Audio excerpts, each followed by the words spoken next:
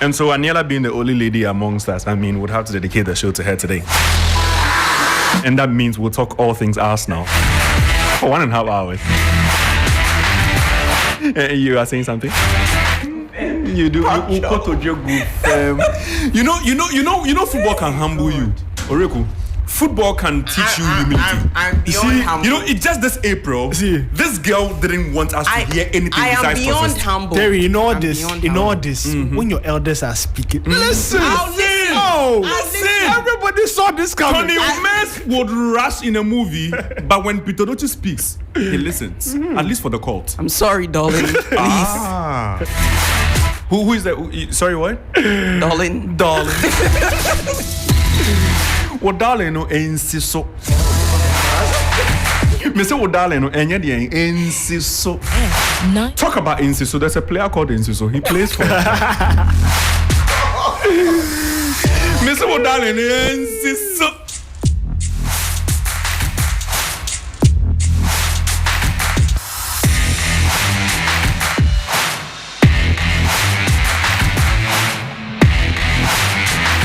So yeah, we'll be talking about Arsenal, and I'm sure you know what we're going to be talking about, the Premier League title race.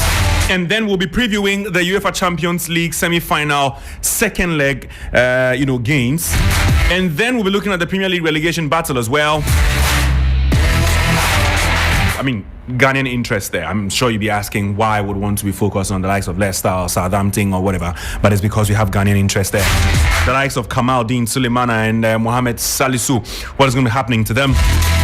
And then also the MTN FA Cup semi-final as well. Women's Premier League final happened this weekend. We'll take phone calls today. And then we'll get to scoreboard, where we'll be talking about the Premier League title race. That's where we'll be delving a lot into what happened today at the Emirates. I hope you could hear me though. We'll also be updating you on the Bundesliga because it's taking a very, very beautiful twist there. La Liga, League One, and then also the spicy news of Pochettino to Chelsea. So it's a lot to talk about right here on Sports Ultras. Let's begin, and let me introduce the voices you've heard already.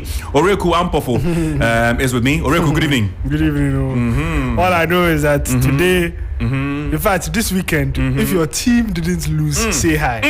Hi.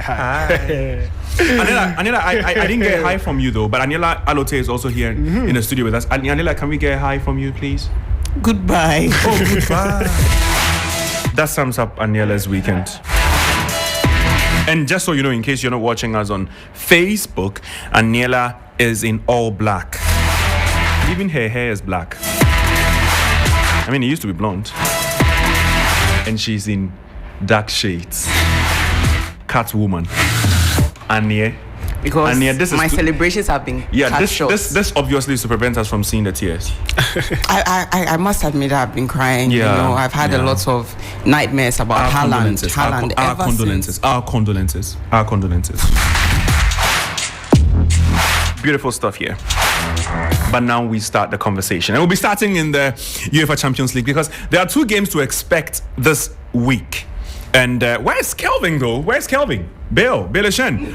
Where's Kelvin? I mean, from Aniela, I mentioned Bill, I mentioned Kelvin. I'm beginning to understand the gravity of the Arsenal situation and what's probably preventing the Arsenal fans.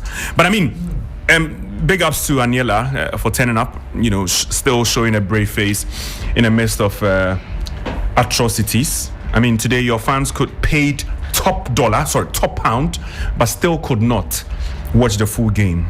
It must be a really, really, really painful experience. Most of us, even watching on the screens, couldn't get past the first goal. All of you, please put on your headsets. Thank you very much, so you can hear yourself if you're speaking, if your microphone is off. In fact, Laporte, yours is here. Laporte just posted a nice GIF on Twitter. He says, I can smell it. I wonder what Laporte is smelling. Yeah, I mean, metal has a very unique scent, especially when it has blue ribbons. I hear the smell is very good. Oh, really? Instead of the red? Right, that's a new. That's why in the last 6 years, there've been 5 times blue ribbons have decorated the Premier League title. Yeah, but you know, it's funny. It's still really funny. There's nothing funny actually.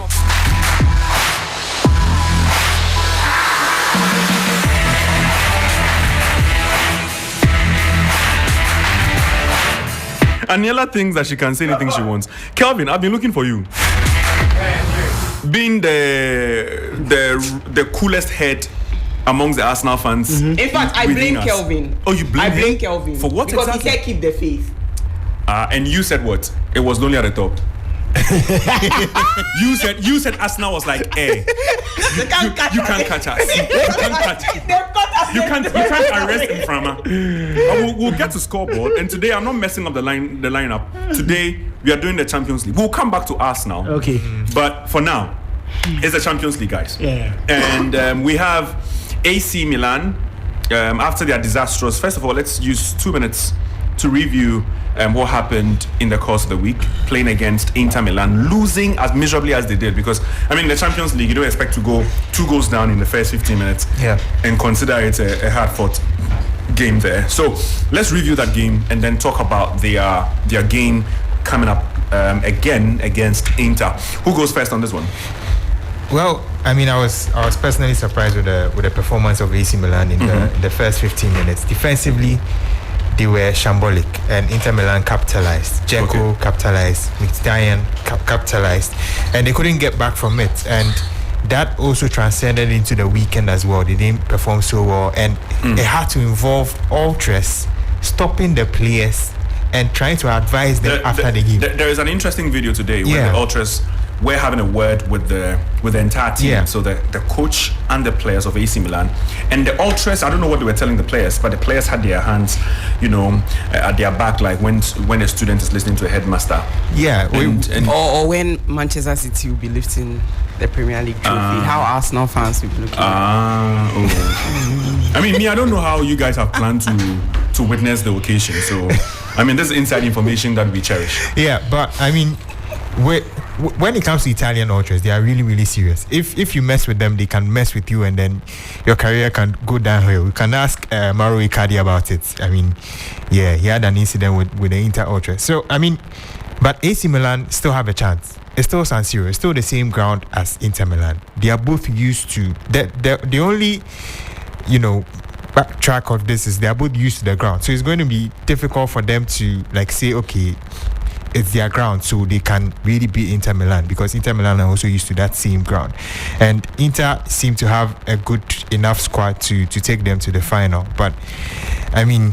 We've all waited for a kind of rivalry to come to this stage. I think we have to give our plaudits to the Italian teams this season. Napoli showed up, Inter showed up, AC Milan also showed up. But it looks like it's wrapped up for Inter Milan. They should get to the final from here. Okay, and Oreku, I'll come to you because Aniela is still grieving. Aniela is still grieving, so I'll come to you. How are AC Milan going to remedy the situation? Well, I think I sat in this seat last week and said that I believe Inter Milan have just a bit too much and are more suited towards cup competitions when it comes to the Milan derby. Forget whichever heritage it is. AC Milan haven't won all those UCL titles. On the day, it is a grown form. And I believe that Inter Milan just have too much quality. Their system is more suited to being compact and being able to hit you on the break and, create chances. The way the likes of DiMarco and Dumfries are able to hold their width and then also attack the spaces just makes them really, prime and in fine form, especially for these knockout games. And I thought, everything would have depended on Rafael Leao. He's the inspiration for Pioli. Unfortunately, he couldn't pass that late fitness test, and question marks remain over his fitness. For me, I think that it's a bit too late. Even if Leao comes into that second leg, a 2-goal margin, Stadium, as Bill said, Inter Milan AC Milan are used to, so there isn't really any serious advantage that AC Milan are going to get from being the home team this round. It's going to be the same ground. It's just going to be the allocation with the fans. I think in the end, Inter Milan just have too much quality for them, and giving them a 2-goal margin. Look, there's a team that starts with Edin Dzeko and Lautaro Martinez up front, and they can afford to bring Lukaku and Correa up front. And so I think that they're very stacked, and they do have a lot of options. This weekend they could afford rotations, and they also won as well. And so I just think on paper Inter Milan are just too strong for AC Milan, and if Leao doesn't come back, it should be a walk in the park for Inter. And that definitely will be a big blow to AC Milan, regardless. And Aniela, I'll come to you now. Hopefully, you are calm. I'm not. Oh, I don't think I'll be calm for the rest of the year, but I'm still very the year, tempted. that's till December, not the season. No. So even when the next season starts, you still not be calm. I think that I'm still very tempted. Is the hope Even though it's the hope that kills us, we still find a way of. You didn't have to respond. Come back to the topic. I'm relating it. No. Come it's back the same to AC Milan, thing. Okay, on AC Milan. Yeah, thank you. I'm still very tempted to, give the underdogs a chance. To give the underdogs a chance theory. Like I say, it all looks like it's bottled from here on. Inter are going to just do the whole deal, especially with the margin, and so crucial in time is the final leg of the semi-final. So the way it's looking, it's obviously going to be Inter's game. But for me, I'm keeping the faith with AC Milan. I'm thinking that they can pull something. AC? Yeah. That's 2-0 down. I'm keeping the faith. Okay. How about you, Bill? You think this is going to change some way, somehow? Inter should go to the final by the looks of it. Oreku said they have a stacked squad. Yeah, they do have a stacked squad. A very good squad. Okay. Lukaku still on the bench can come in. Correa still on the bench can come in.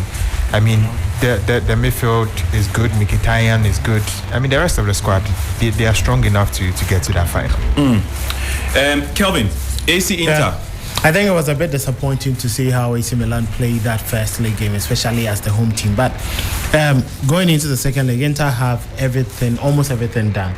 Unless at the San Siro, the same stadium, there's going to be a different vibe or performance from AC Milan, which I don't see it coming, because Inter in the business end of the season have really proven that when it comes to playing in the Italian Serie A and the cup competitions, they've performed or outperformed their city rivals. And you look at the AC Milan team, and they are missing a couple of players. Rafael Leao, Ismail Benacer inside that central midfield, and it's giving them loads of difficulties in there. And even in defense, I don't see which player is going to map up a strategy to prevent Edin Dzeko from that sort of performance he put up. And for the criticism that I've always come for Lautaro Martinez, I think this season he's become a better player, as in providing for the team, playing more as a team player rather than focusing on himself as an individual. I don't know whether it's all because of the captaincy that has been given him an extra responsibility. And the last time, Marcel Desailly even made mention that he was a bit disappointed in his team that they performed that way in that particular game. So Marcel Desailly, after that game, made all those comments in there. But let's see how things are going to pan out. I don't see AC Milan getting a victory in this game. Even if they should, I think Inter have the capability of getting goals from the game that would ensure their qualification into the next round of the competition. For what we saw during the weekend from the ultras of the AC Milan, the fans who call the players in there, clearly they are given that indication that this is our team. We understand that the Champions League qualification is gradually drifting away, but we need you to just live one moment for us, and that is making sure you eliminate Internacional. So I'm expecting a more tougher game for Inter than what we saw during last week Wednesday, and I think AC have the capability of winning, but qualification is where I have my doubts that they may be able to qualify. Maybe the heritage of the competition, the history, the tradition may favor AC Milan more, but when it gets critical that they have the quality to match up with that tradition or heritage, AC Milan seems to be lost on that. You look at this Madrid team and you say, yes, the history of the competition favors them. It favors them because they still have the quality to compete at this stage. But AC Milan clearly don't have the competition. And Marcel Desailly and Arsene Wenger all made it clear that this is not the team that the performance they would have expected to see AC Milan put up. And AC Milan are going to get up. And Marcel Desailly just spelled out the disappointment in that performance.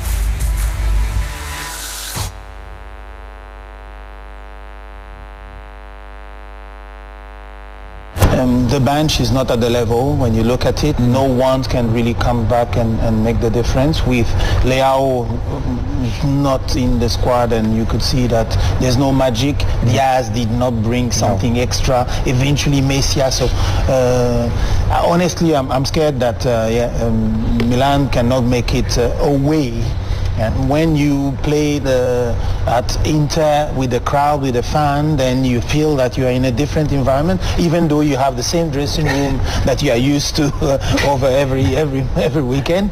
You feel really that you're away, and the spirit and what is around the stadium when you come with a bus is really something completely different. So it's a disadvantage as it is normally. Like City will have that advantage against Madrid.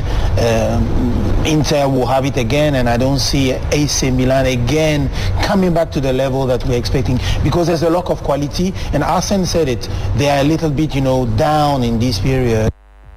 All right, so that was Marcel Desailly, of course, former Chelsea defender, former Milan player as well, and former World Cup winner. So you can't be former, you're just a World Cup winner there.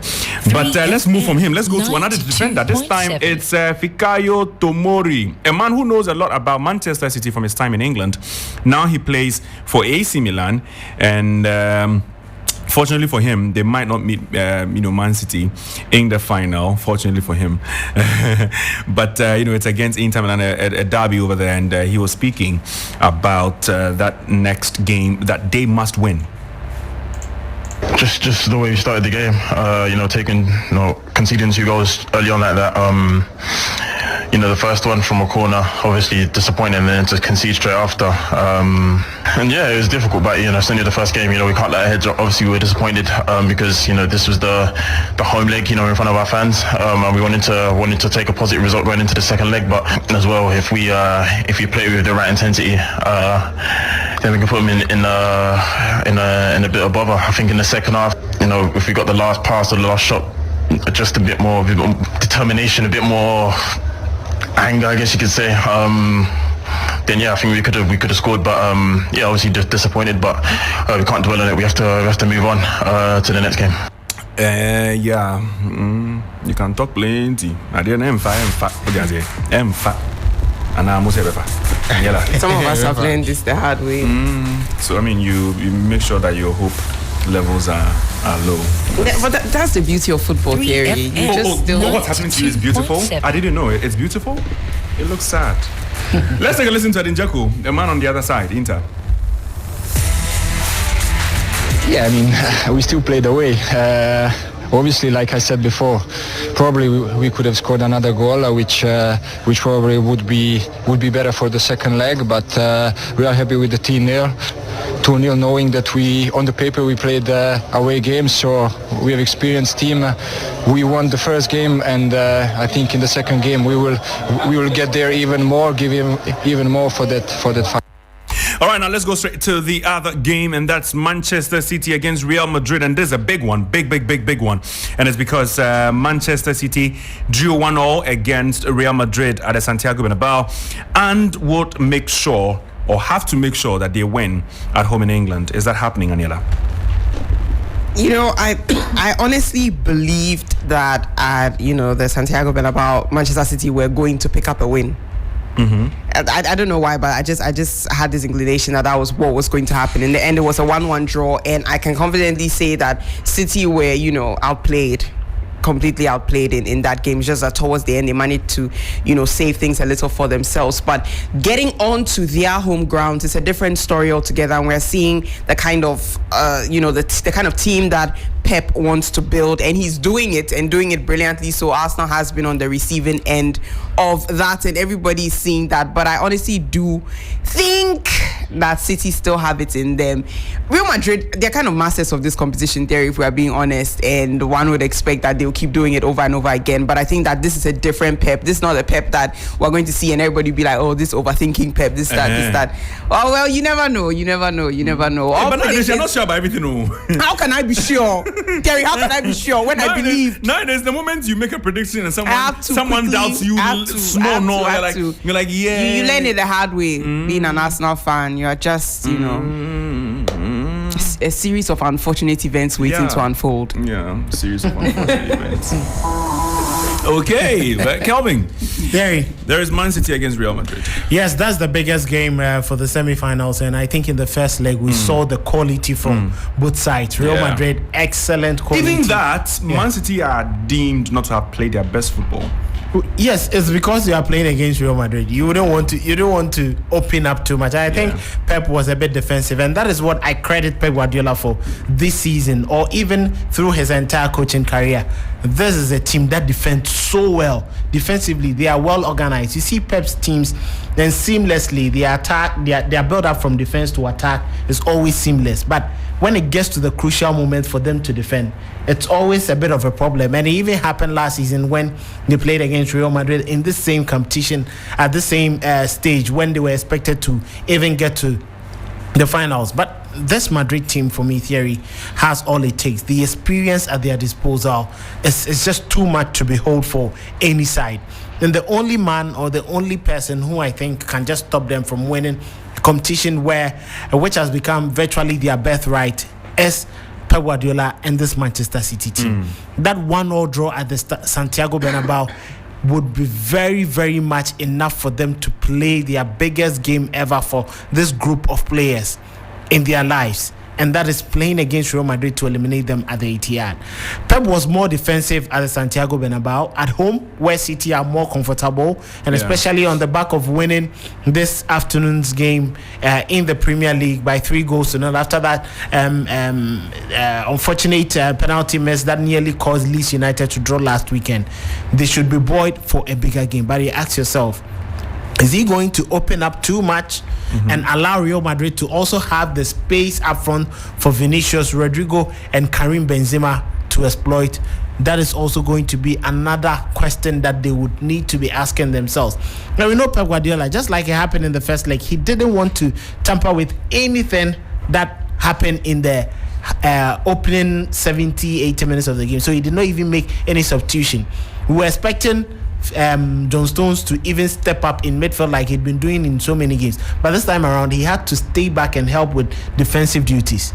Now my question is, Karim Benzema failed to score in the first leg, and he's been that man who has carried Real Madrid on from that 3 times winning streak with Zinedine Zidane and even Carlo Ancelotti's time last season. How is he going to be able to contain him? Now, for him and his attack, Eder Militao is back in the team, which means Carlo Ancelotti has the luxury of pushing David Alaba to the left-hand side and bringing maybe Camavinga into midfield to shore up that midfield. How is he going to deal with that?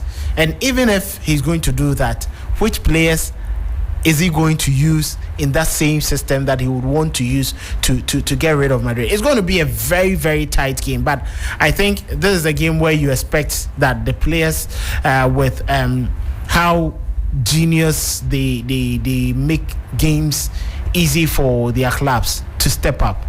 This is the game where you need Erling Haaland to step up.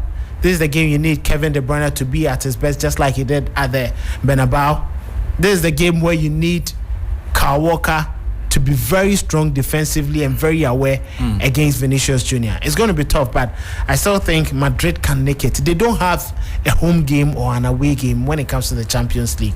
And with what I've seen from Toni Kroos, Luka Modric, and how Carlo Ancelotti rested his players over the weekend, not even Benzema or Alaba on the bench. They were just out of the team. They were at the beach. Yes, and he rested Vinicius Jr., allowed the likes of Eden Hazard and the rest to play. It's going to be tough, but my heart tells me that this Madrid team would qualify with the experience from last season. Okay, we'll wait to see what happens there. Reku. I mean, with the point of the rest, right? I remember my mind goes back to some 6 years ago. Okay, maybe not 6 years, 4 or 5. I can't even remember. Was it 2019 when we had Liverpool beat Barcelona? So that was 4 years ago. Liverpool complete that comeback against Barcelona, the 4-1 at Anfield, where Barcelona took a 3-goal lead at the Camp Nou.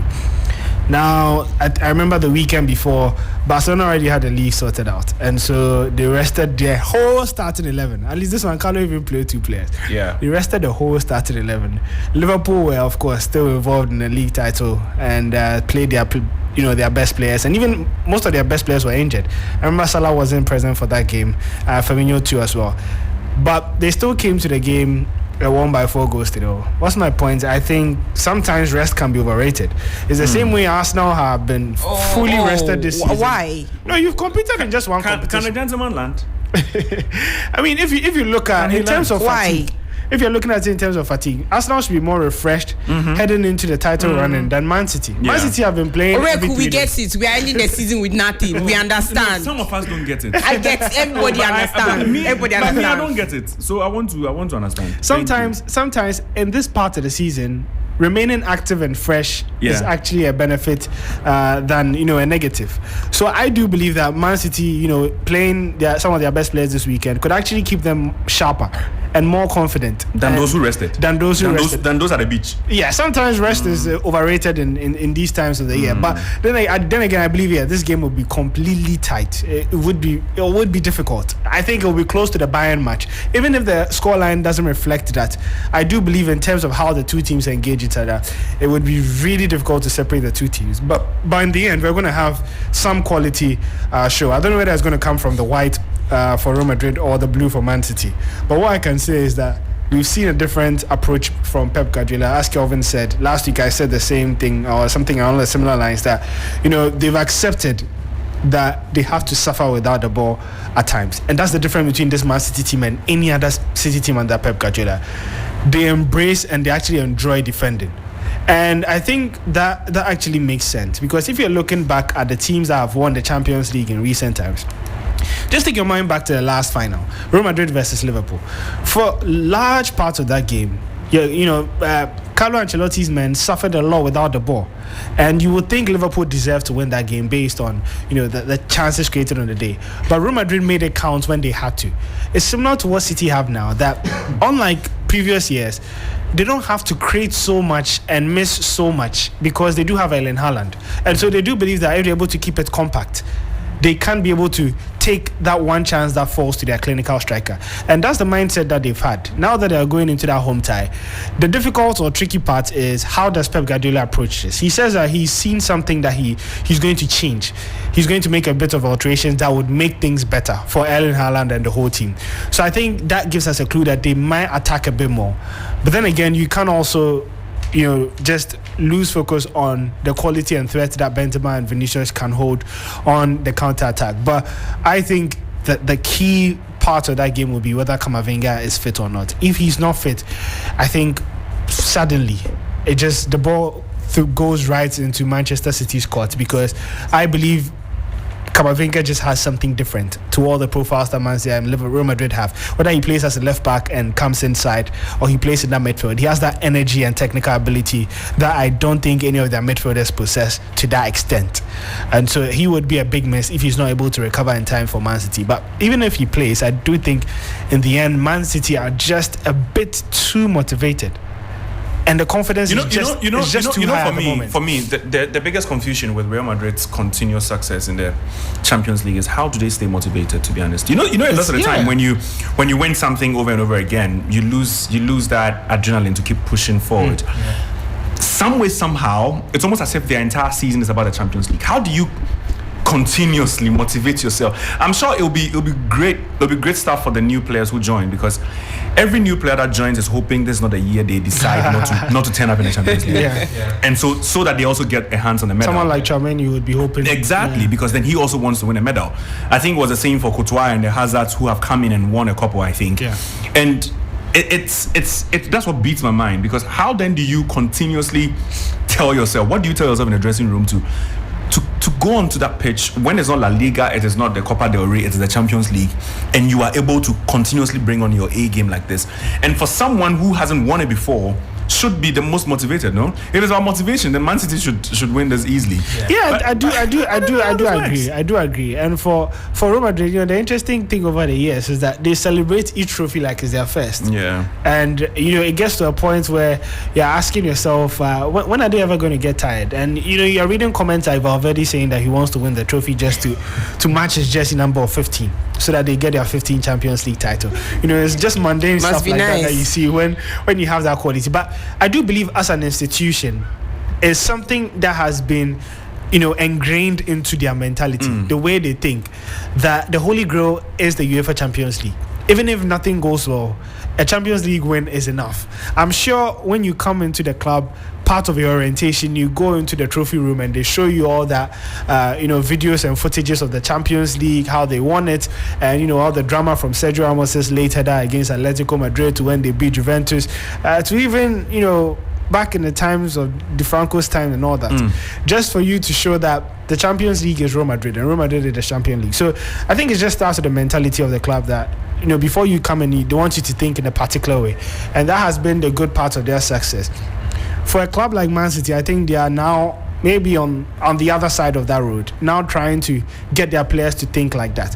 You hear someone like Grealish talk, and he's now saying that these are the nights that he dreamed of, playing at the Bernabeu and all that. So there's something new and fresh for these players. But I think, for Man City, they will look back and say there won't be a better chance for them to win the Champions League than this. Because I just do believe every year they say that. Whoever goes to the final this year, it would be the smoothest final from whoever was on that side of the bracket. Is that to say Inter and AC are so bad, guys? I genuinely think so. They are not so bad. I mean, if you compare the quality, it's too wide. But again, it's football. Surprises can happen at any time. Unless it's Arsenal, then I predicted that Spurs. It feels like a Liverpool Tottenham kind of. Yeah, I felt that same vibe before that final. Sometimes you just know that the stage is too big for some of these players. For Inter Milan, I just don't see them overcoming any of these teams. I don't know what you guys think, but I just don't see them beating any of these two teams. Okay. That's what you think.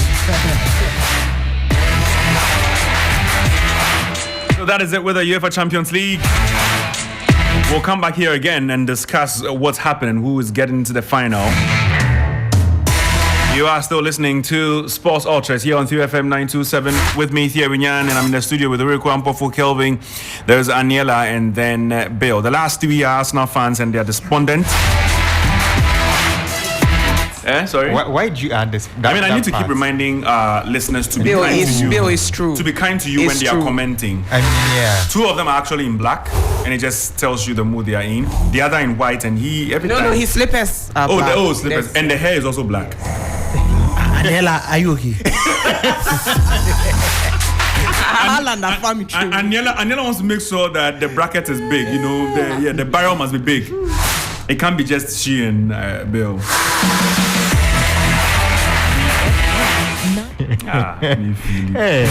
Happy Mother's Day. You have a lot of points in the bank. When I say bank, I mean the three of you: Bill, Aniela, Kelvin. Kweku. Which Kweku? Michael. They know him. Michael Ofozu. Oh. Yeah, they know him. Yeah, they know him. Kweku too. But at least for those of you in the studio, B stands for Bill. A-N is Aniela. K is Kelvin. Bank.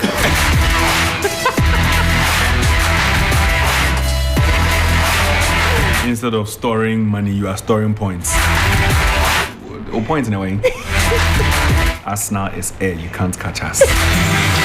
Singalingi.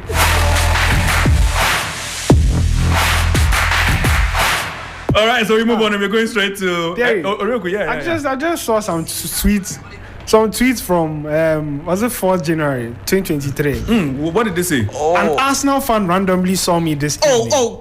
Rick. Yeah. Why are you reacting? Why are you reacting? Please, let's not do this.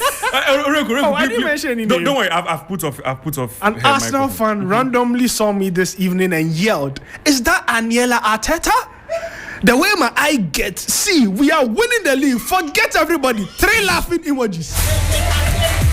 Can I say something? You want to talk? No, I just want it, please. You want to talk? Yes. Okay, Aniela is begging. Just for the sake of the listeners, Aniela is begging. So I'll turn on her microphone. Aniela. I didn't specify this season. I did not specify the season. So maybe 26, 27. Oh, don't worry. It's a lawyer in here. It's a lawyer in here. I told you, if you have a case, consult Aniela. Especially if it's a football case.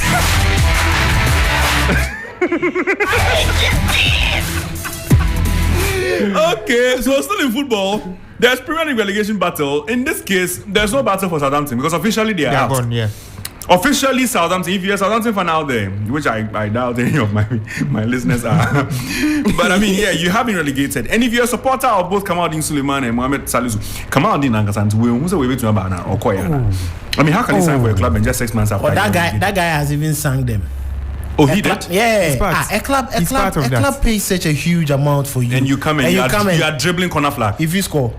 No, One assist. Maybe training. Maybe training. No, me, I'm the one on the other side. I think he joined the sinking ship. Oh, by you. I don't see this Kamaldeen look alike. See this Kamaldeen look alike. Look, I don't think they could have signed any player that would have turned their season around. Are you sure? As an institution, They could have signed Trossard. How? Terry.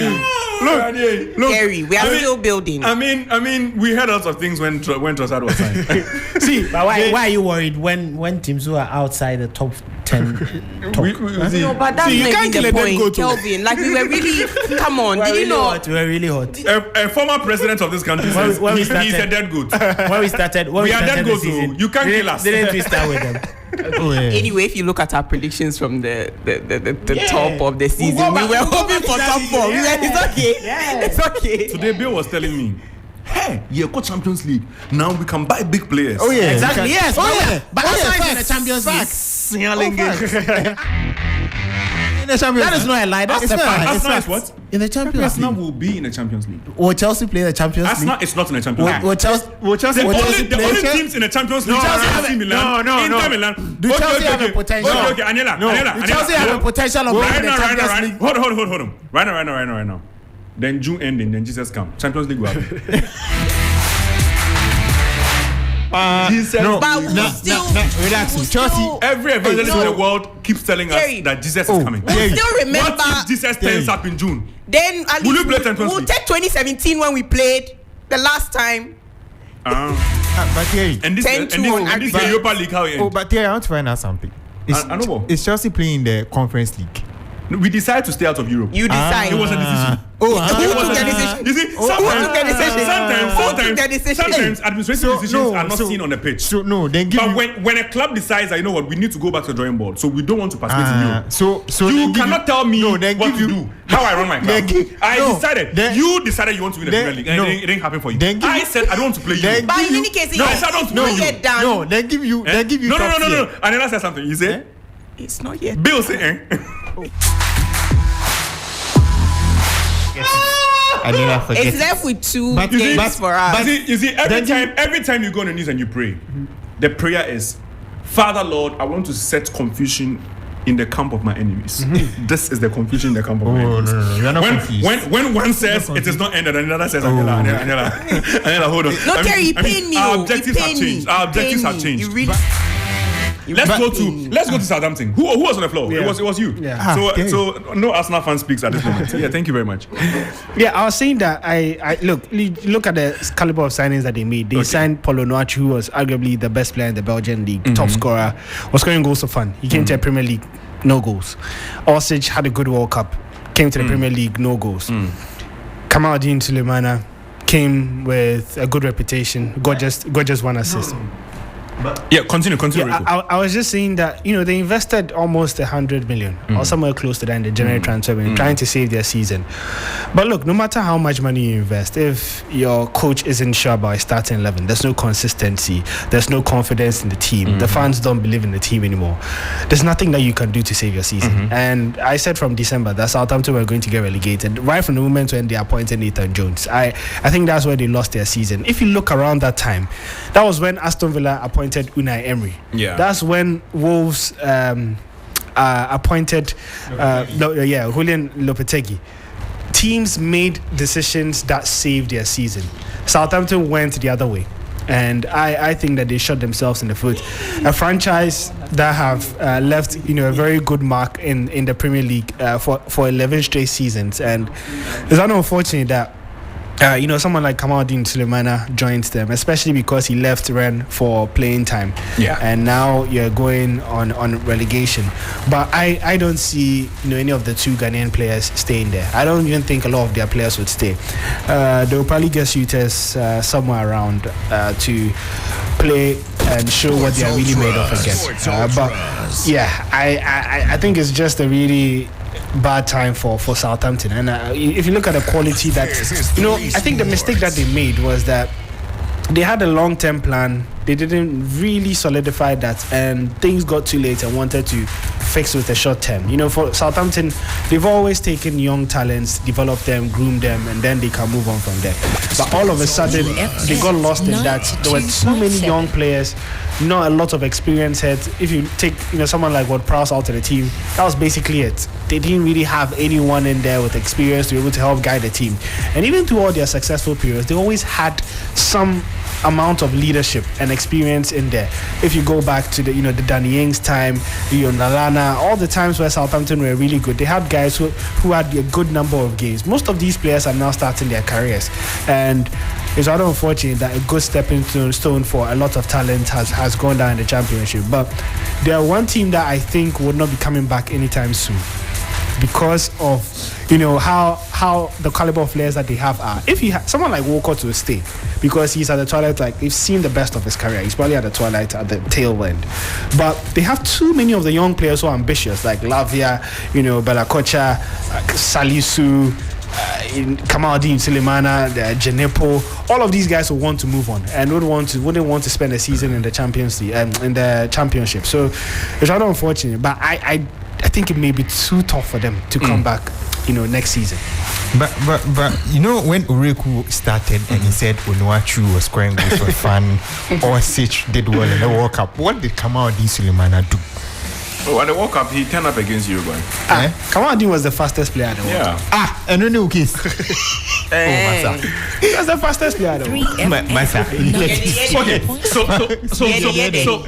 So let's direct the narrative then. Yeah. So there is Kamaldeen and there is Salisu. Yeah. What happens to them now? Championship players? I think Salisu getting to the tail end of the season, there was an article by the Athletics stating that the team dropped him because they felt he probably didn't want to really play, or he wasn't really committed to the team.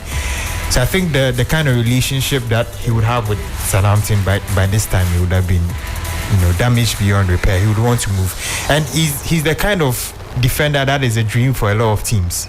He's a ball-playing defender. He's good on the ball, and he's shown that he can play well in a competition like the Premier League. So I think some Premier League teams will come for him. For Kamaldeen, it's a bit tough because he only joined in January, and he was supposed to really make his mark during the short time he did. I mean, the kind of mark he made, it wasn't up to the kind of standard that a lot of people would have held him for. So it will be a more difficult time for him to try and move, because it's just 6 months in, less even in. So it's difficult for him. But Salisu, I think he would find a Premier League club at least to go to. Okay, and Aniela, what do you think? Ghanaian interest.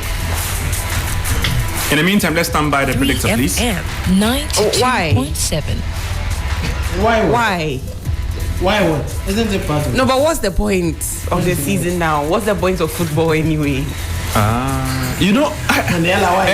Producer Anderson, can we get a psychologist in studio? I think at this point, Professor Minta will do, a good job working on Aniela's psyche. It's not right. There's something fundamentally wrong. Things can get to you. Kelvin. Well, Terry, I think those two guys have a lot to say about what actually happened, and I think for Salisu, he may have a deal, depending whether in the Premier League or back to the La Liga or any of the top leagues in European club football. But remember the instances that has prevented him from featuring for his club. Some are alluding it to injury, but we know that he is fit, and because of his commitment issues, the club decided to leave him out of their plans for the remainder of the season. And I think that even played a bit of a toll on the team, because if you have Salisu, who had been very, very helpful throughout the season, though the team wasn't too good, but at least he was one of the standout performers in the team.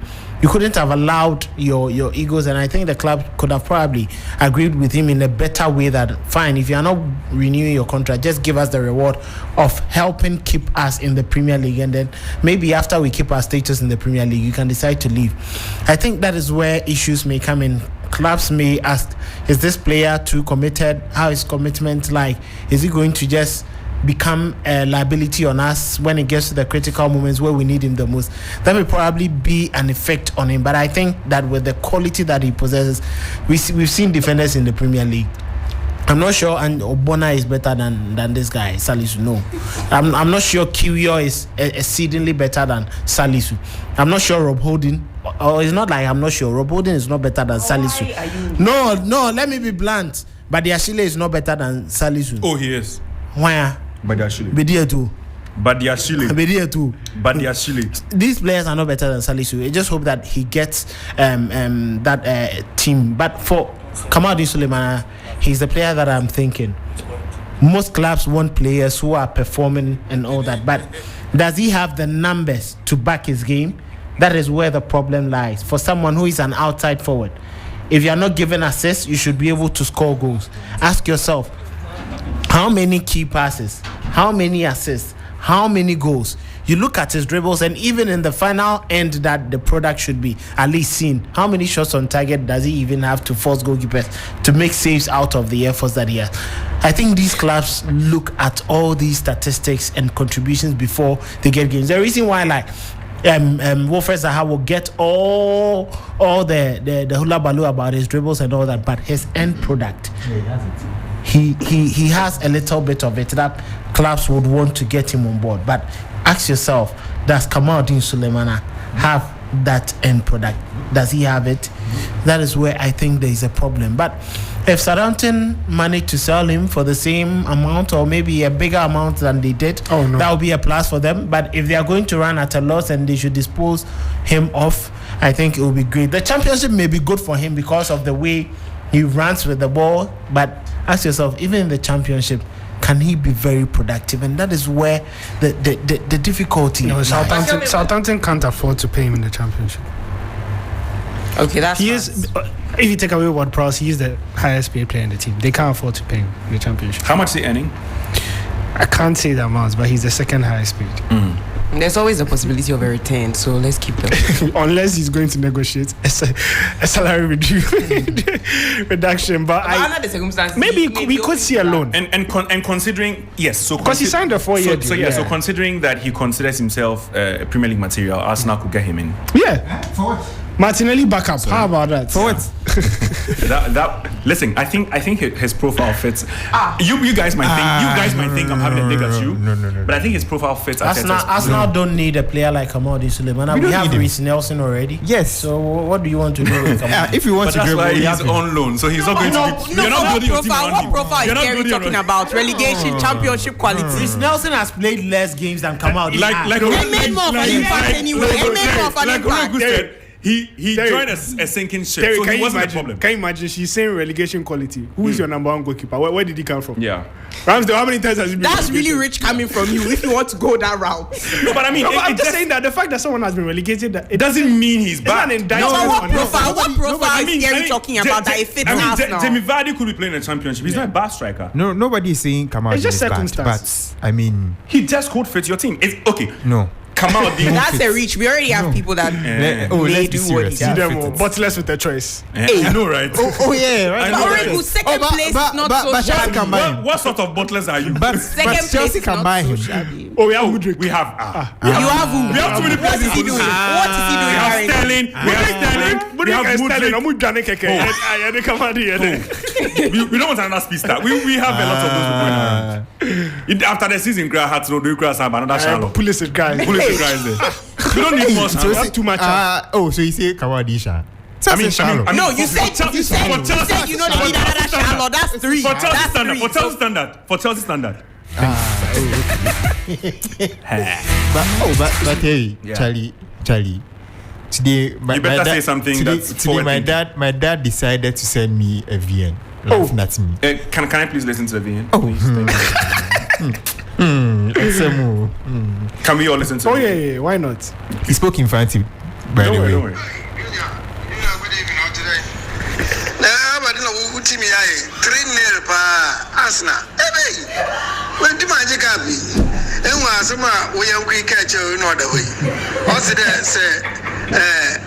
Arsenal to me the cup no, but die niti winning na. And was more catch. So for the Balakazaba, did it keep.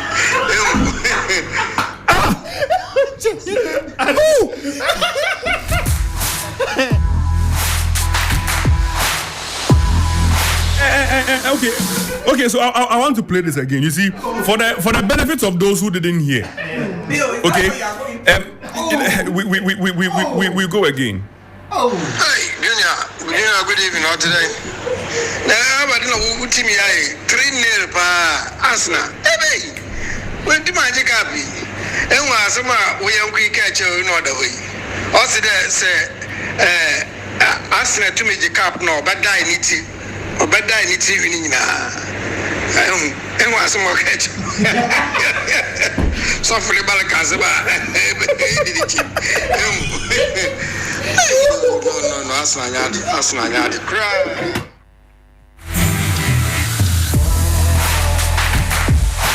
I don't know your father's circle of friends, but I don't know if they have space. I want to join them.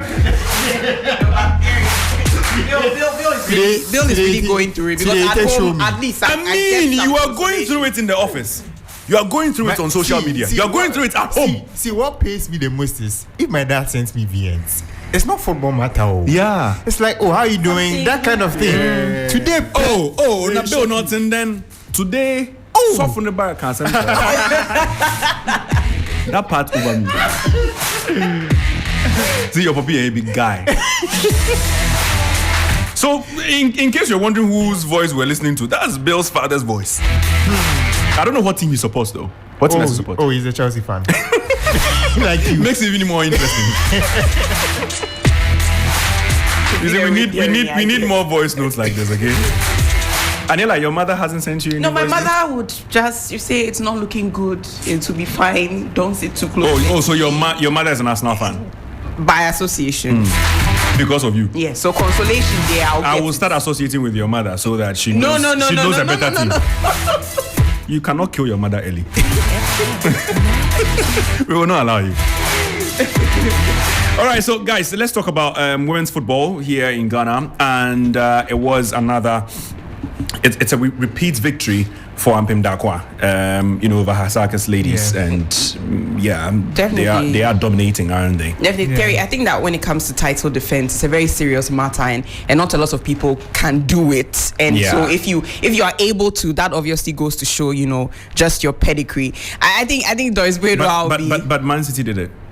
Oh, we are talking about women. You are talking about title defense and defending it. No, so let's focus successfully. And I'm giving you a prime example. It's not over. Wait, next. What is not over? Wait, next 2 weeks. Then. Have you listened to Gary Neville? You wait next 2 weeks. Oh, okay. But I'm just saying again. Anyway, I'll concede on the City point. Title defense is very serious business, and for you to be able to do that again, it just goes to show what exactly is going right for your team. Hazake's ladies, they put up a very good fight. I mean, they took the lead in the game, and Doris Bedwell was really good. Was really good on the day, and she has said that she's confident of coming back stronger. But I think that just keeping the faith during the duration of the game, managing to equalize, having it go to penalties and still seeing it through is something that should be commended. I think Ophelia did a really good job in there. So Ampem Dakwa ladies, congratulations to them. Happy Mother's Day to all the women in the Women's Premier League. Happy Mother's Day to my mother. I'm wearing her shirt.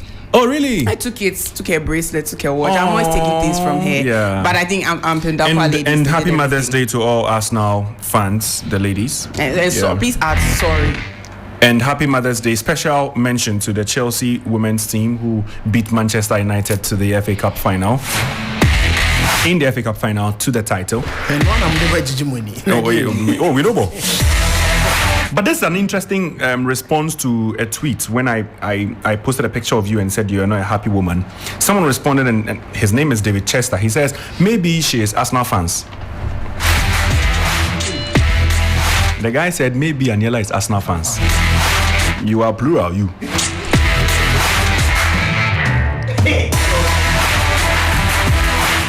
But yeah, Oreku. I think on the Ampem Dakwa Hazakis ladies. It's good competition to see, you're the best from your south and the best from your north compete. In 2021, Hazakis beat them 4-0.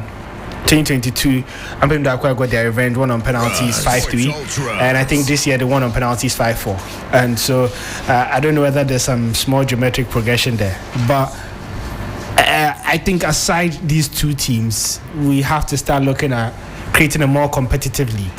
If you look at some of the score lines between these clubs and when they play in their zones, it's not encouraging. There's a huge gulf in quality where they just 3FM easily breeze past every opponent. And what you don't want at the end of the day is for clubs to monopolize your league. We don't want every year for us to sit down and watch Ampem Dakwa Hazakis. It would become repetitive and a bit monotonous after a point.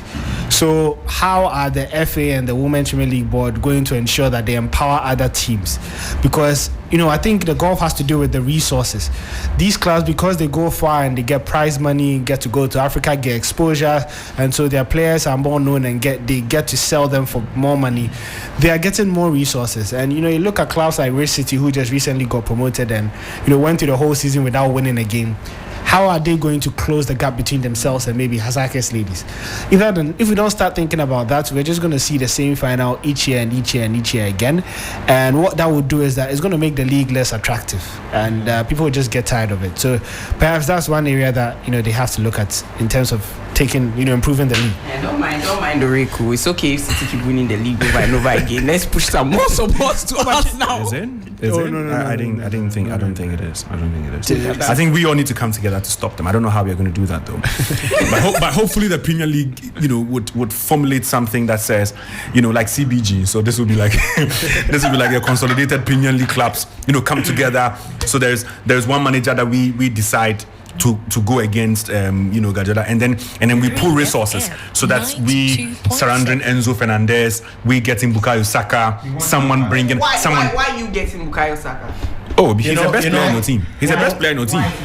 It's not me getting, it's us getting. Can you not? The way people bought certain players, we're expecting them to match Pep boot for boot before the season started. Now look at them. Oh no, Chelsea Chelsea bought young players. And we're building for the future. Madueke. How can Madueke be competing against Bernardo Silva? We didn't expect this to happen. We didn't expect it to be an overnight magic. That's not not buy Benny But big Posh is in. Or Lycan. So now let's go straight. We did not buy Benny McCarthy or Lycan. What's your point? We also bought young players. You didn't buy the young Chelsea. players. What is this? But he said you bought young players. No, we bought young players who have not seen the light. You bought Trossard. He's seen the light. Which light? Oh, the Premier League light. Sure. We bought Mudryk from Ukraine after the war. The guy is going through a lot of emotional trauma. You know Curio. Oh. You know Curio. Curio. Where is he from? I know Enciso. I know Enciso. I know Enciso. No, but can we get it? We'll see what do you know Enciso? Oh, I know him. Oh, you know Enciso. He's scoring that. Oh, Enciso scored today. You remember Enciso goal? Who is playing Champions League next season? Where Bill the top playing to say Charlie Enciso step somebody left up where the referee no see. Chelsea are playing which country? I will sound like Shatawale. I'll sound like Shatawale this evening. You put Ogufika. I don't know if your name is Adi Katikati. Everything Adi.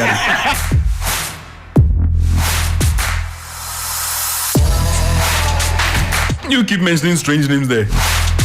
Anyway, we'll go straight to the predictor now because of time. So we'll do predictor and then we'll go straight to the other stuff we've lined up. And so let's have our predictions from last weekend, please, lined up on the screen. And we start with Kelvin. Kelvin said Real will beat Man City 3-1. Didn't happen. Arsenal will beat Brighton. Roma will beat Leverkusen. AC Milan will beat Inter, and then Juventus will beat them. Yeah, who will be the We have not seen some before. Let's go to Anela. Anela said Man City will beat Real. Wrong. Arsenal will win. Wrong. Roma would win. Correct. AC would win. Inter. Wrong. Juve draw. Correct score. When I tell you, don't listen. Which one? Correct score. The Juve correct score. So meaning Anela has 2. 2 correct. Bill says Real wins. Arsenal wins. Roma beating Leverkusen, correct? AC winning against Inter, and then correct. Yeah, it's Arsenal fans, correct. So what? Kelvin supports Brighton. No. Now we go to me, and it's a draw, correct? Okay. Real, Man City, Arsenal wrong, Roma correct, AC wrong, Juve wrong, 2. Maybe I'm an Arsenal fan. Maybe I'm an Arsenal fan. You never know. Oreku says draw between Real and City. Correct. Arsenal draw didn't happen. Roma losing wrong. Hey, Inter correct. And then there is Juventus versus. So 2. But actually, I remember us questioning Oreku with that Inter prediction, and we all thought it's not possible. True. Yeah. Because I remember Yao and I had gone for the AC. Now Yao isn't here, but Yao says that Real will beat Man City wrong. Arsenal will win wrong. Roma will win correct. AC Milan draw, that is wrong. And then the Juve result also wrong. Honest 1/10 is better than this honest 10/10. That's what my teacher. So we've seen everybody's. Yeah. Can we pull up what's coming up this week, please? Oh, it's not necessary. It is actually. It is. Why? It is. Especially if you can put exactly. Aniela is A is first. Aniela says Man City will lose to Real. What sort of hatred is this? And you have to confuse your enemies. When you asked me, I said, City will win, but I won't hear you have to confuse your enemies because now they are seeing the strategy and they've taken the Premier League away from me. So that explains why you even said Chelsea will beat Man City. You have to be careful. See, how can you tell me this that story? one there, Mikoto Drigufem, I fell to my knees in front of media general. How can you tell me the story that Chelsea will beat Man City at the You never know. We have to. This is not the Antonio Conte era. We have to keep the faith. Anyway, Leverkusen will lose to Roma in Germany, and then Inter will also lose to AC by 3-1. Very bold prediction. Sevilla will also beat Juventus according to Aniela here. And then I come on the screen, and I'm saying that I said that Man City would beat Real Madrid and Chelsea 3-1, 3-0 respectively. Leverkusen would beat AS Roma. I think that Inter and AC would draw, and then Juventus would beat Sevilla by 2-1. Let's see. Maybe I'll be the first to have 5/5. Now, Oreku says Man City would win against Real and Chelsea as well, 3-1, 4-0. Leverkusen would beat AS Roma by 2-0. Inter would beat Milan by 2-1, and then Sevilla also beating Juventus by 2-1. Now, Kelvin sits here pressing his phone, but says that Man City will win 1 and then lose 1. Says they will lose against Real Madrid. I see where your allegiances are. And then also says that Man City would beat Chelsea. Of course, again, I see where the allegiance is.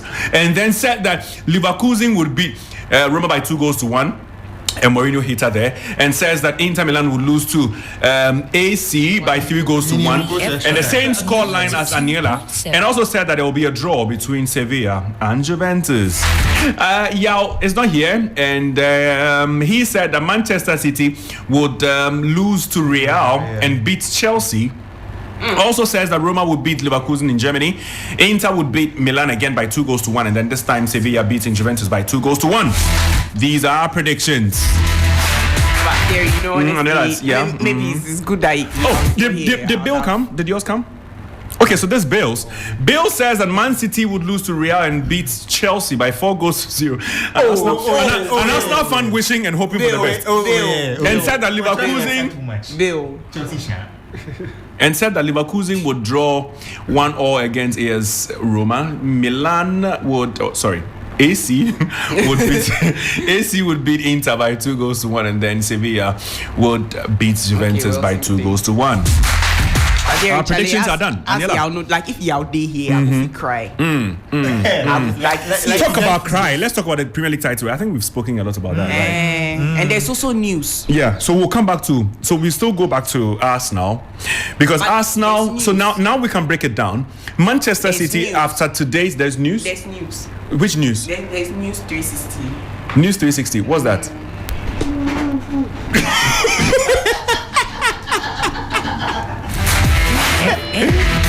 We're Johnny Kalu.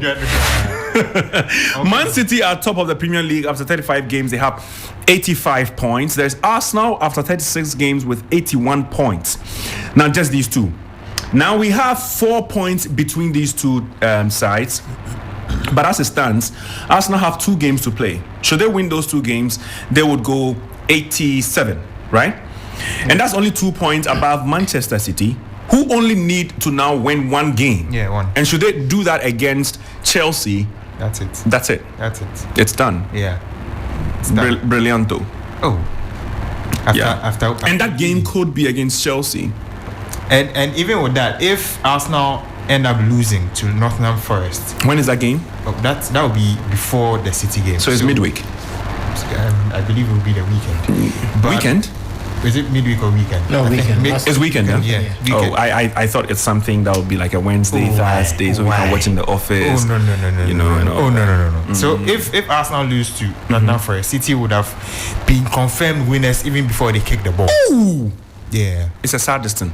very sad. Well, Kelvin, we have Man City possibly winning the title against Chelsea. And I mean, talk about the title race. We need to also highlight the fact that Man City is that time of the season where they've won their last 11 games. I mean, how do you fight this? Terry, I don't see anybody fighting Pep Guardiola when it gets to this stage. So before you move on, Yeah. let me just list the games they have played and won since February 25. Hey, We are in May, right? yes. Since February. Since February. So they played against Bournemouth, won by 4-1. Newcastle, 2-0. Crystal Palace, 1-0. Liverpool, 4-1. Southampton, 4-1. Leicester, 3-1. Arsenal, 4-1. Fulham, 2-1. West Ham, 3-0. Leeds, 2-1. Since February. These are the games. And then, of course, this last one against Everton, winning that as well. Kelvin, these are the results. Well, I think Pep Guardiola knows how to do this better than any other team, and you look at the players that he has at his disposal. They've seen it all. The run-ins against Liverpool, against Manchester, it's against Chelsea. They've always been there, and they've always been up for it. They know how to maneuver their way through. You look at the experience they have at their disposal. If you have Kevin De Bruyne, who has seen it all, if you have a player like John Stones, he's been in England, he's played the Premier League, he knows the ups and downs, and now they brought in a lethal weapon. Which Pep Guardiola struggled in the early parts of the season to make him sync with the team. Even with that, he was still banging in the goals. And when the team was properly set up to favor him and his style, they just shot into the mood. And that is one thing about big clubs and then big players, and how you need them to make sure that your season gets resolved whenever you are in difficulty. And Manchester City have those players in abundance and in loads. Look at their team. It's not a team of so many players, 25, 30, no. They have a conk 22 to 25 sets of players that they use in almost all their games, and they just rotate them to fit into the levels. Ask yourself, many were saying that City had the best players and all that, but they struggled with injuries at the start of the season. Yeah. They struggled with it, but they managed to find in the right solutions. And I think with the manager that they have, it's just phenomenal to see how they manage to win games. They know how and when to win games. Even the game against Leeds, they went with a different approach. And Pep Guardiola has gradually learned football that it shouldn't be always about my way. When it gets to a time you need to muddle through to get your result, you do that.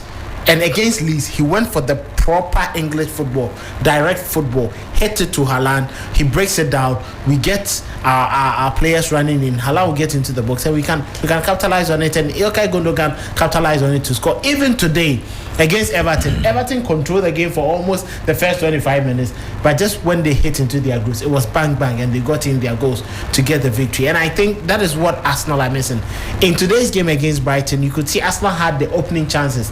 It fell to Bukayo Saka, it fell to the captain Martin Odegaard, positions you would expect them to shoot, but they were dilly-dallying with the ball, and then Brighton managed to keep their cool and then enjoy the rest of the game to punish Arsenal in the latter part of the game, that is this early second half. So for me, Manchester City have the experience, they have the quality, and hopefully going into next season, I don't see which team is going to pick up and then battle them for the league again. I don't see Pep Guardiola continuing. If he's able to win the Champions League, he may decide to call another sabbatical and then maybe go back to Barcelona and then go try to rescue them or take the big challenge at PSG. Maybe another project maybe he may want to achieve, because he's done it with Barcelona. He's come to England with Manchester City. PSG may probably be the side that he may try to go and then at least work the magic out for them. But I think this has been a fantastic running.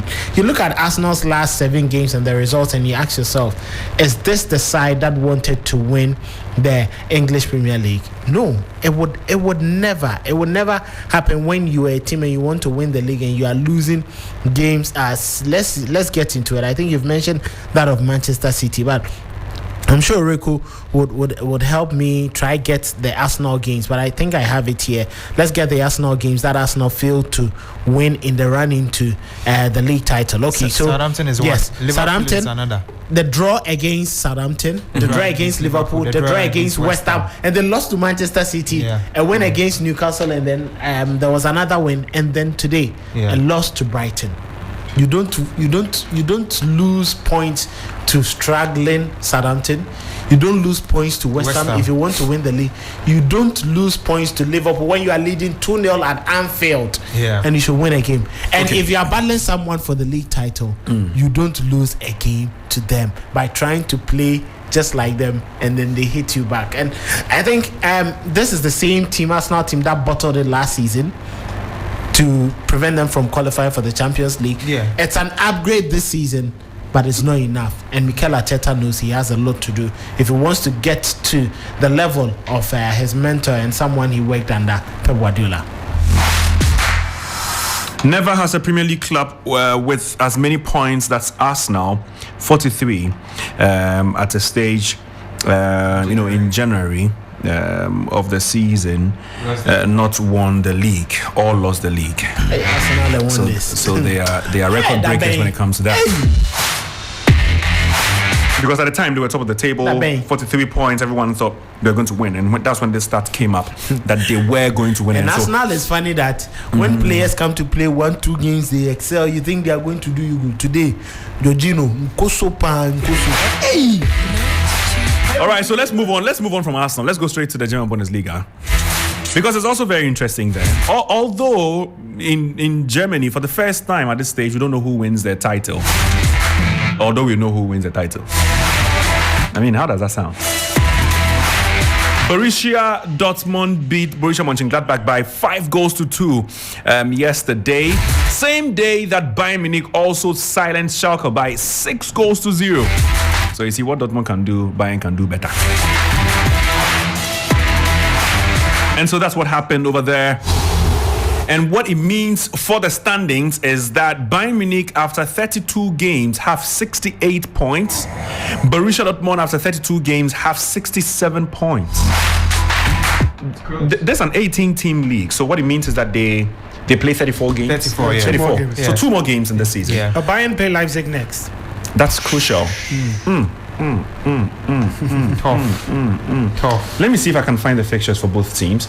So there's Dortmund playing against Augsburg, and then Bayern play RB Leipzig, and then the last round is difficult for Dortmund. They play Mainz, and then Bayern playing Cologne. Wow, that's difficult as well. Cologne away is always a difficult game, tricky, but I think Bayern can stroll there. Where there can be a problem is Leipzig, and especially when it's at this stage in the season where Leipzig also are chasing top 4. Champions League. That they want to play Champions League. It gets even more difficult for Thomas Tuchel. Because if Leipzig lose their game and then the teams behind them, Leipzig are on 60 points third. Union Berlin have 59. They are fourth. Freiburg have 56. They are fifth. So it means should they lose their game, they could drop out of that is their place for Champions League. So it's going to be a very dicey game, but trust Bayern Munich. You know, these teams, after losing the Champions League, after losing the DFB Pokal, I don't think they are going to lose the league. You see how they vent their spleen over their opponents in the weekend? 6-0 it was 6. So Thomas Tuchel, you know him, as ruthless as he is. Yes, in the last 2, I'm sure he will find a way to win the 2 games. Oreku. I think Dortmund have let it go. They had a chance where I feel if they had won their games, they should have probably sealed this Bundesliga title.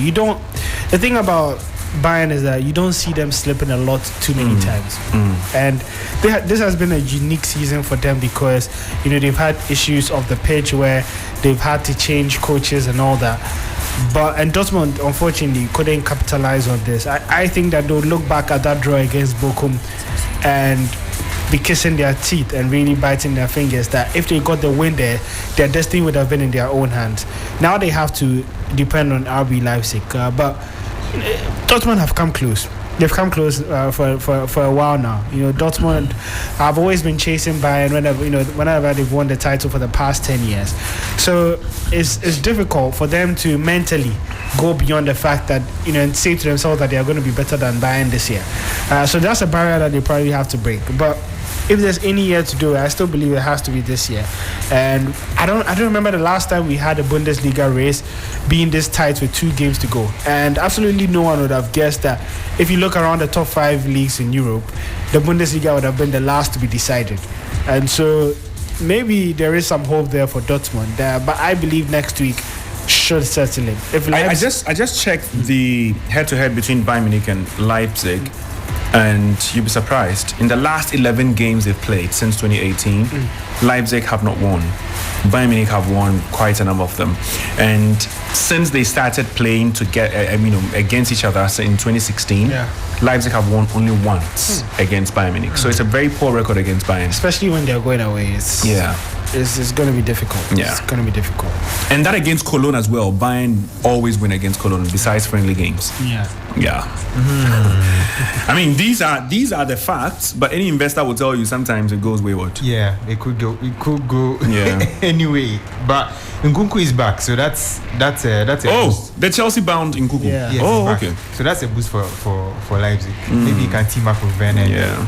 And then something happens because that's 2 very pacey, tricky players.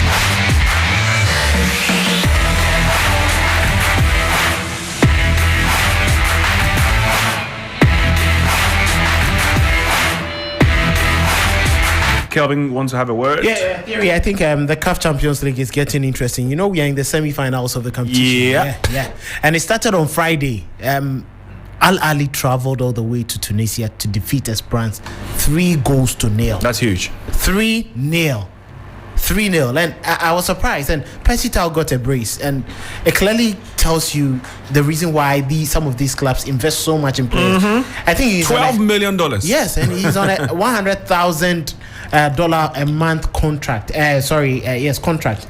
That gives him that money. How many clubs will be able to pay that amount to ensure that players play for them? I think it was just phenomenal. And 3-0 away is huge. Esperance were without their fans because they fought. There were crowd violence during their game against JS Kabylie and prevented them. But Mamelodi Sundowns yesterday surprised me the most.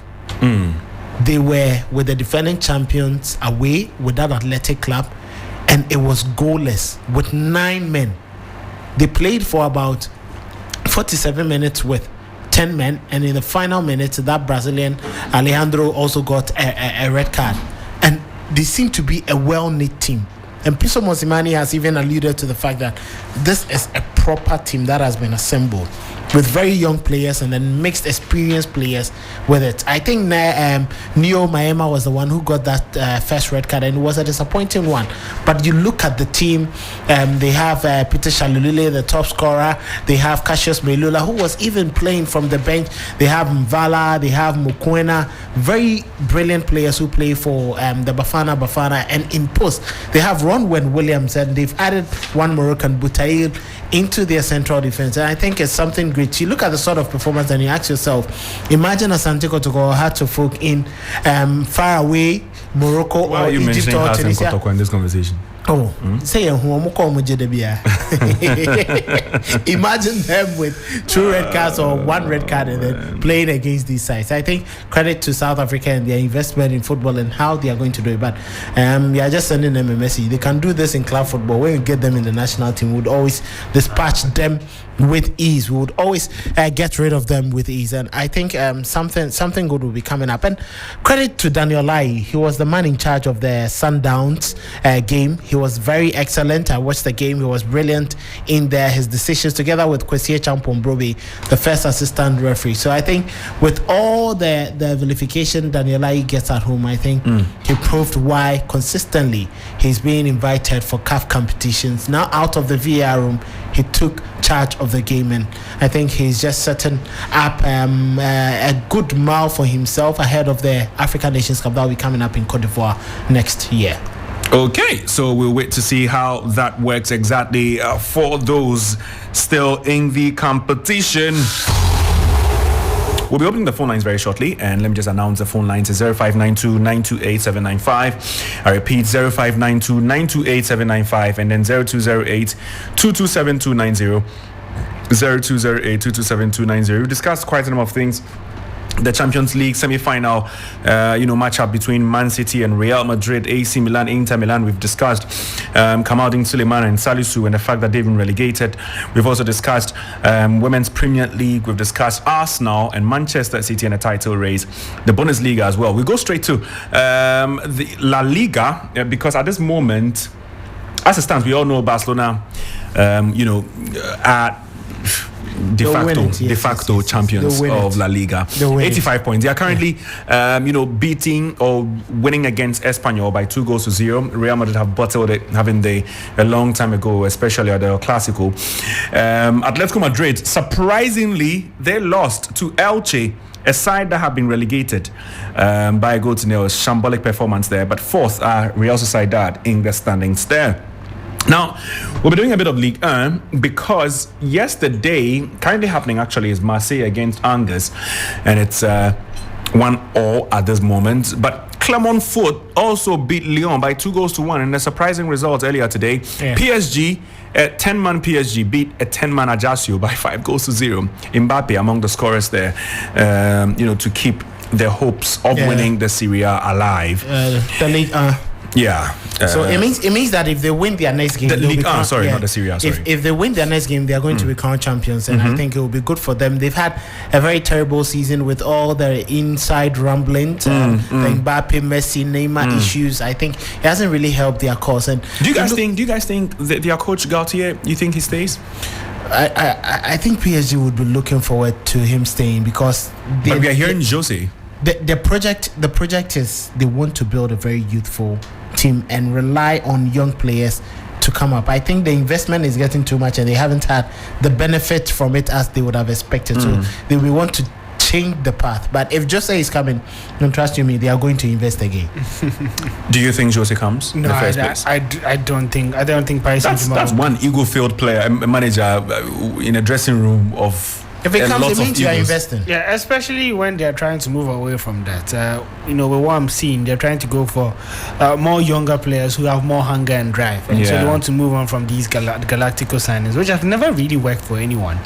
And I think that's a step in the right direction. If you think about the number of just French talents that Paris Saint-Germain have allowed to leave the French league, and even in their own academy, you're looking at the likes of Nkunku, Kingsley Coman. All of these players have filtered through their hands, and they've gone on to other European sides to make them stronger. In every league, when you go to the best teams, they monopolize it and become, that number one club that every young player in that country wants to play for. Okay. If you go to Germany, you have German talents trying to play for Germany, trying to play for Bayern Munich. In Spain, it's either Barcelona or Real Madrid. Yeah. Man City are trying to do that in England now. You've had Manchester United always attracting the big talent in the country. Paris Saint-Germain, for some reason, have always gone overseas for their talent. You go, you bring in. They don't have similar homegrown rules as England and Germany, do they? Yeah, but I think with the amount of quality. Yeah. Someone like Camavinga shouldn't be leaving France to go to Real Madrid when Paris Saint-Germain are in that league and have seen him and spotted of him first. Yeah. You look at the number of players who are doing so well in that French league. Very young, amazing, young French talents who Paris Saint-Germain could have easily tapped into and not necessarily have to splash the cash on. That would have been a much better project. And I think that's where maybe the direction that the club wants to head into now, rather than depending on 2-3 big players to always save their season and all that. So I think that maybe that's a good approach. But when it comes to the coaching side, it would be a big missed opportunity if they don't get rid of Gautier and bring in a much tactically astute manager. It's a good summer with the likes of Luis Enrique and Nagelsmann up for grabs. If they let this slip and these coaches find good sides, I think they would grow to regret, because Gautier, really, what was on the CV before he came to Paris Saint-Germain? Leo. He's not that level of manager that you would want to manage on a Champions League night. Can he tactically go toe to toe with the best in Europe? I do not think so, and he's never been up to the standard. I don't think he has enough clout to be able to manage the dressing room of Paris Saint-Germain. His CV doesn't match that of a club that has the ambition to be winning and dominating in Europe. So they might have to move on from him. Okay, I reiterate what the phone lines are: 0592 928 795. I repeat, 0592 928 795, and then 0208 227 290. 0208 227 290.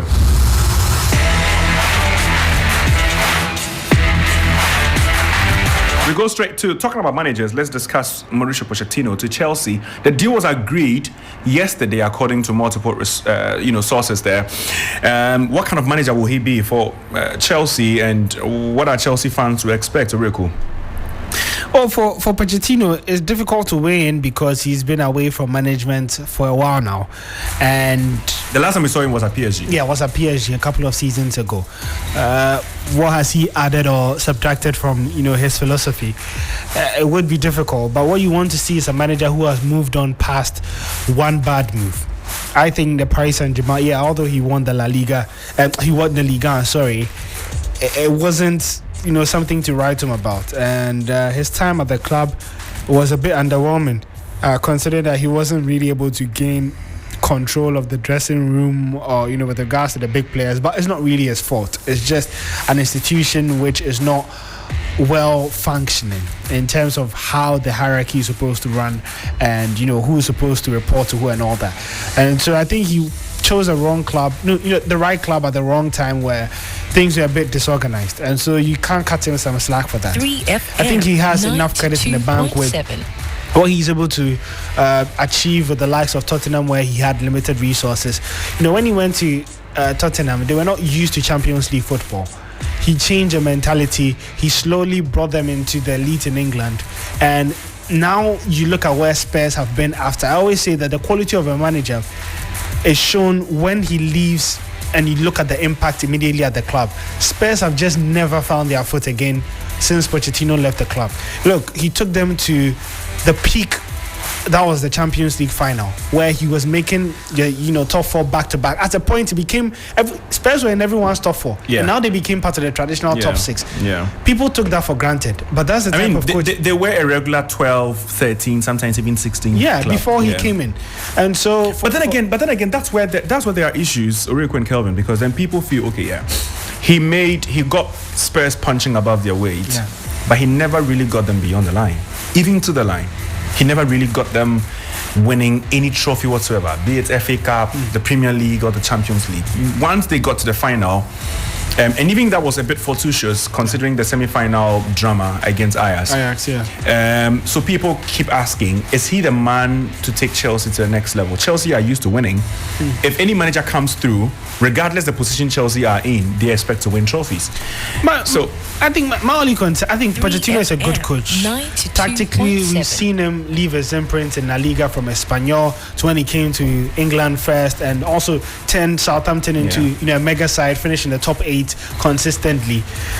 But my issue is that now the Chelsea job is more similar to the PSG job than any other job that he's had.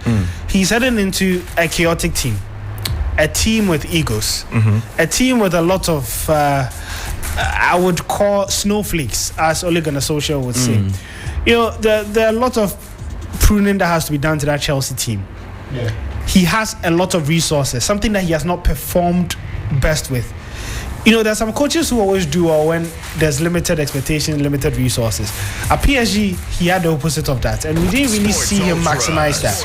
It's not going to be so different at Chelsea this time, because, you know, the fans are not going to be patient. And that's what my concern is. Chelsea cannot move from 13-12 to challenging for the title under Pochettino in 1 year. So what really is going to be the expectation for him? And how quickly does he have to bring the club up? And how would that affect the pressures coming in from the external and the internal? I think that will be some questions that Pochettino has to answer. But it's going to be a really, really difficult job for him. Okay. On that note, we bring an end to Sports Ultras with me, Thierry Nyan, and of course with the real Kwampofo, Kelvin, Oswansa, Aniela Lotte, and then Billy Shen. We've been streaming on Facebook on 3FM 927 and of course on Twitter as well. On Twitter Spaces at 3SportsGh. Thank you very much for those who sent your messages through. Same time next week, we'll catch you.